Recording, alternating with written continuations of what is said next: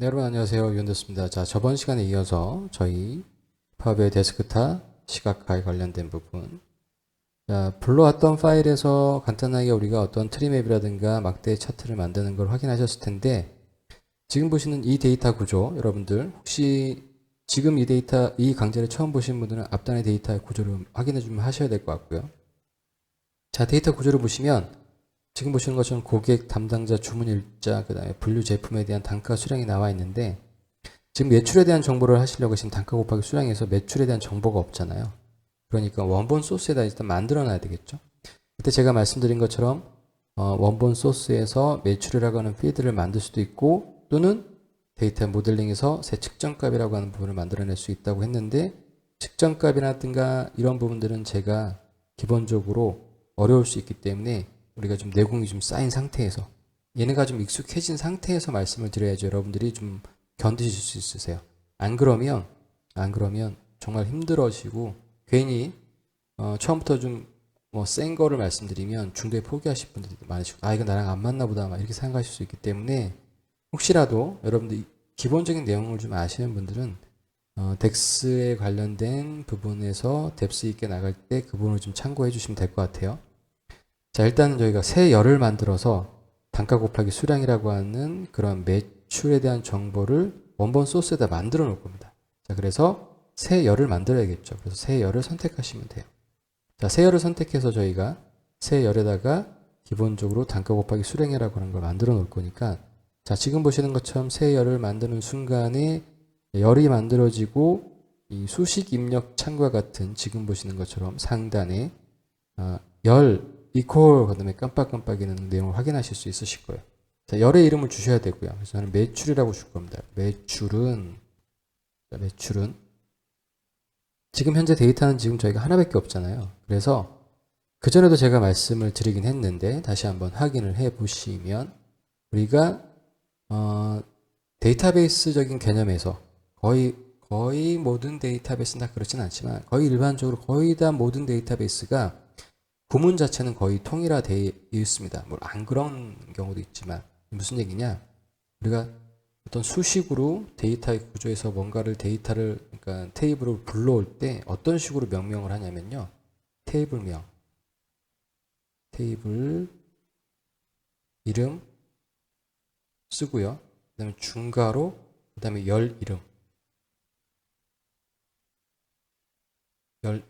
이렇게 씁니다. 자, 이 얘기는 무슨 얘기냐? 여기에다가 저희가 다른 테이블에 어떤 내용이 계산해서 가져야 된다라고 하면, 예를 들어서 어떤 특정한 썸을 할 거예요. 계산을 하는데, 예를 들어서 뭐 고객이라고 하는 테이블에 만약에 카드 사용.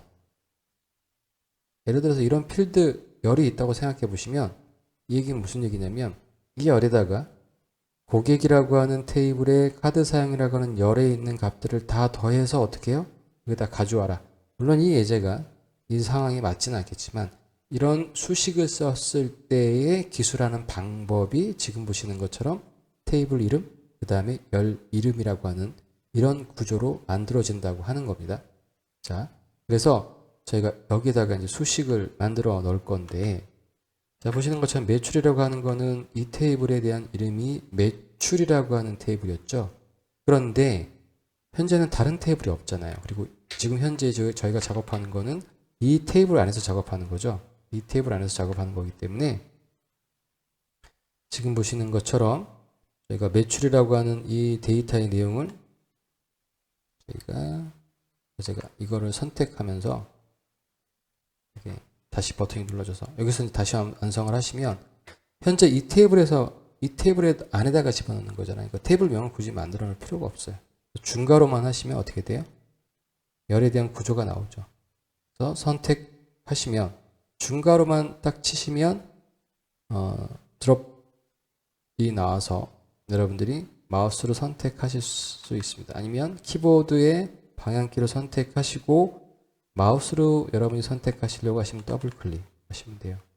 그리고 곱하기, 그 다음에 중괄호 다시 열고, 이제는 키보드로 선택하시면 수량 곱하기 단가, 여기서는 탭 키를 누르시면 됩니다.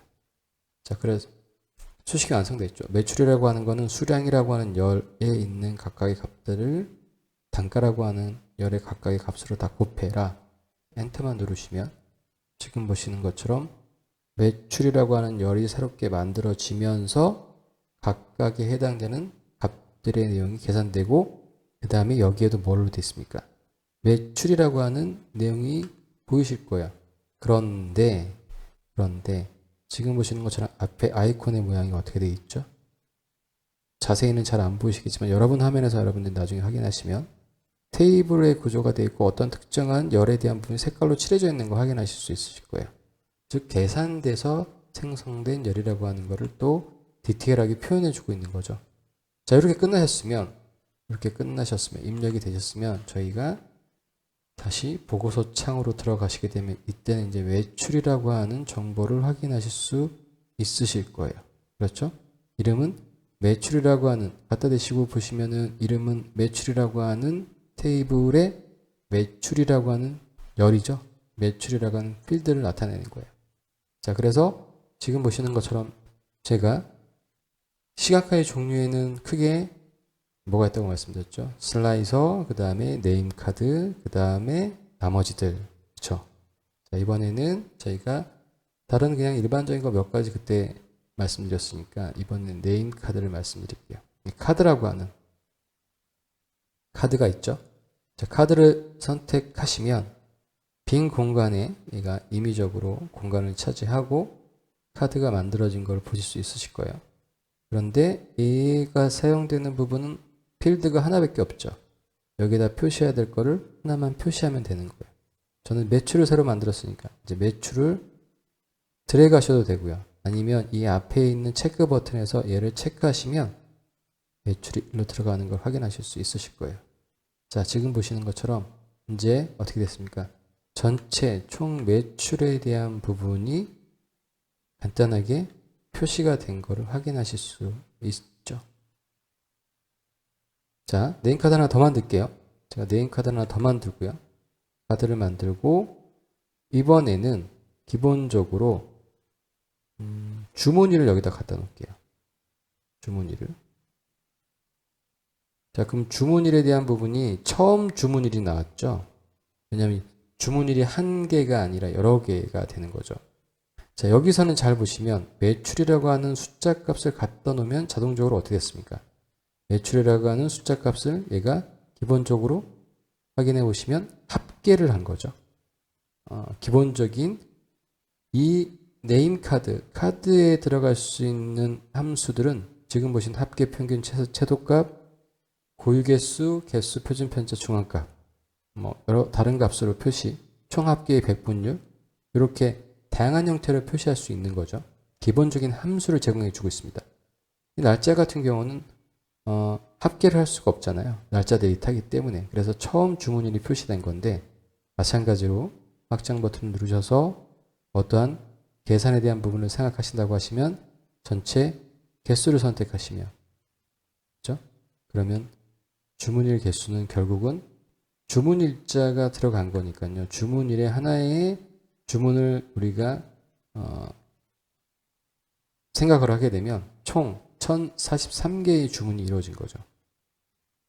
자, 이렇게 어떠한 특정한 결과값에 대한 부분을 합계라든지 카운트라든지 아니면 고유한 숫자 개수라든지 이런 것들을 그냥 단편적으로 표시하는 게 네임카드라고 보시면 돼요. 그래서 이번 시간은 네임카드에 대한 부분입니다.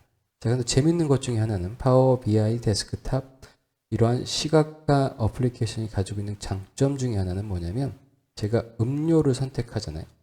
기존에 만들어져 있던 제품 분류별 그럼 이것도 바꿔야겠죠. 자, 보시면 얘를 선택하시고 얘가 지금 저희가 그전에는 매출이라고 하는 걸 안 만들어 놨기 때문에 각각 제품별 단가에 대한 부분이 나왔단 말이죠. 그런데 단가를 제가 이제 해제하고요. 매출이 나왔기 때문에 매출을 선택하시면 이제 전체 제품 분류별에 대한 매출에 대한 포션으로 이제 표시가 된 겁니다. 자, 지금 보시는 것처럼. 여러분 재밌는 것 중에 하나는 뭐냐면 제가 음료를 선택하잖아요. 자, 음료는 전체 매출에 지금 보시는 것처럼 미리 보기에 나오시죠. 분류는 음료이고 매출은 이 금액이 나온 걸 확인하실 수 있으실 거예요. 자, 매출에 대한 음료를 제가 클릭을 하게 되면 얘가 버튼이 돼서 어떻게 됩니까? 얘의 매출은 총 음료에 대한 매출은요. 요 금액이 나온 거고요. 그 다음에 음료에 대한 주문일은 총 180개가 나온 겁니다. 해산물을 선택해 볼까요? 그 다음에 가공식품을 선택하시면 너무나도 직관적이고 빨리빨리 계산이 되죠. 다시 한번 얘를 선택을 하시면 지금 보시는 것처럼 이렇게 전체 데이터가 나옵니다. 자, 보시면 해산물은 지금 보시면 디테일한 값이 나와 있죠. 87446000이죠. 얘를 선택하시면 87 이렇게 나와 있죠. 그러니까 대략적인 어바웃에 대한, 왜냐하면 단위에 대한 부분이 우리가 조절이 되어 있기 때문에 단위가 100만 단위로 표시가 되어 있기 때문에 그 밑부분은 생략이 된 겁니다. 자, 이렇게 우리가 어떠한 특정한 이러한 차트의 각각의 계열의 요소들도 무슨 역할이 된다면 버튼 역할이 돼요. 그렇죠? 버튼 역할이 된다라고 하는 걸 여러분이 기억하시면 되겠습니다. 자, 이번 시간에는 그래서 저희가 두 가지를 했습니다. 첫 번째 데이터 원본에서 원본에 없던 계산되는 새로운 열을 하나 만들어서 원본에다 추가를 하고 그 추가된 원본을 기준으로 해서 저희가 차트를 하나 만들고 네임카드라고 하는 놈을 만들어서 이 네임카드에 대한 부분에 연동을 다른 차트와 같이 연계돼서 확인할 수 있다라고 하는 게 BI의 가장 큰 매력 중에 하나죠. 이러한 부분들은 여러분들이 엑셀에서 구현할 수는 없죠. 엑셀에서 또 구현하시려고 하시면 하실 수는 있지만 차트의 어떤 계열을 선택해서 그 계열에 대한 값이 어떤 특정한 함수의 인자로 들어가게 할 수 있는 방법은 사실은 없습니다. 그렇죠. 인터랙티브하게 움직이는 방법은 없기 때문에 이러한 데이터의 직관적인 시각화를 통해서 데이터 구성만 잘 해놓으면 기존에 여러 가지 막 정적인 데이터 폼 양식을 가지고 보고하고 그런 것들을 공유하고 또 다시 문서화 시켜서 이런 일련의 작업들이 얼마나 의미 없는 작업들이고 얼마나 저희들의 시간을 깎아먹는 작업들인지는 여러분이 충분히 아실 수 있으실 거예요. 되셨죠? 자, 그래서 오늘 여기까지 말씀드리고 저는 다음 시간에 또 계속해서 이 관련된 내용들을 좀 하나하나씩 말씀드리도록 하겠습니다. 자, 저는 오늘 여기까지 말씀드리고 여러분들 오늘 수고하셨습니다. 다음 시간에 또 뵙겠습니다. 감사합니다.